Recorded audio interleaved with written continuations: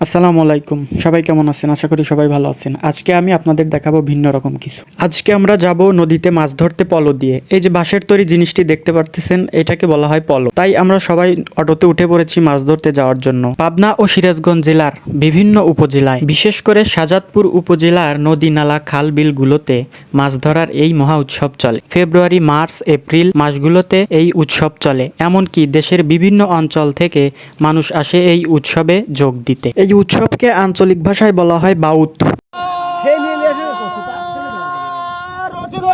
মাছ ধরার মানুষও যেমন থাকে, আশেপাশের দর্শকে কিন্তু কম থাকে না। এই কাকা কিন্তু পেয়েছে নদীর তরতাজা একটি বোয়াল। দেখেন, মাছটি অনেক সুন্দর দেখতে, আর মাছগুলো খেতেও কিন্তু অনেক মজার, বিশেষ করে নদীর মাছ বলে কথা। এই মহা উৎসব দেখতেও কিন্তু অনেক মজার। আশেপাশের মানুষ দেখার জন্য অস্থির হয়ে থাকে এই উৎসব। এই বাউত উৎসবে যে শুধু পলো দিয়ে মাছ ধরা হয় তা কিন্তু নয়। এই যে দেখতে পাচ্ছেন ছোট মাছ ধরতেছে দুইজন কিষান কিষানি, তাদের মুখে কত সুন্দর হাসি। আঞ্চলিক ভাষায় এই জালিকে বলা হয় ঠেলা জালি বা ঘন জালি। এভাবে তারা ছোট বড় অনেক ধরনের মাছ ধরে থাকে। এভাবে মাছ ধরার মজাই কিন্তু অন্যরকম। কে কে এরকম ভাবে মাছ ধরছেন বলে যাবেন। পাশেই দেখতে পেলাম অনেক বড় একটি জাল, পরিবারের অনেক কয়েকজন ধরে কচুরিপানা উঠিয়ে তারা মাছ ধরতেছে। এই জালগুলোতে ছোট বড় বিভিন্ন ধরনের মাছ উঠে থাকে। আঞ্চলিক ভাষায় এই জালকে বলা হয় বাদাই। শুধু তাই নয়, হাত দিয়ে ধরেও অনেকেই মাছ ধরতেছিল এই বাউত উৎসবে। মাছ ধরার এই মহা উৎসবে মানুষের আনন্দ উৎসব অনেক ভিন্ন রকম। পাশেই দেখতে পেলাম জালের চারপাশে 4টি লাঠি বেঁধে তারা মাঝে মাঝে জাল নিচে নামাচ্ছে এবং উঠাচ্ছে, এতেই তাদের মাছ উঠতেছে।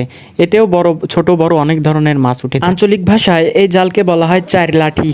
এই বাউত উৎসবগুলোতে দেশি বিদেশি বিভিন্ন প্রজাতির প্রাকৃতিকভাবে বেড়ে ওঠা মাছগুলো ধরা পড়ে থাকে, যেমন রুই, কাতলা, শোল, বোয়াল, আইড়, চিতল, ফলি সহ বিভিন্ন ধরনের ছোট বড় দেশি মাছ ধরা পড়ে। মুরব্বীদের মুখ থেকে শোনা গেল এর আগে নাকি আরও বেশি মানুষ হতো, আরও বেশি মাছ পাওয়া যেত।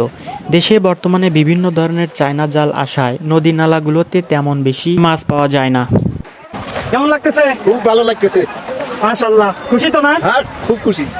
গ্রামের এই সহজ সরল মানুষগুলোর হাসি দেখলে আসলেই মনটা ভরে যায়। আমাদের ভবিষ্যৎ প্রজন্ম এমন সুন্দর গ্রামীণ ঐতিহ্য ধরে রাখবে কিনা আমি জানি না, তবে সকলের সাথে এই উৎসবে যোগ দিতে পেরে আমি অনেক আনন্দিত।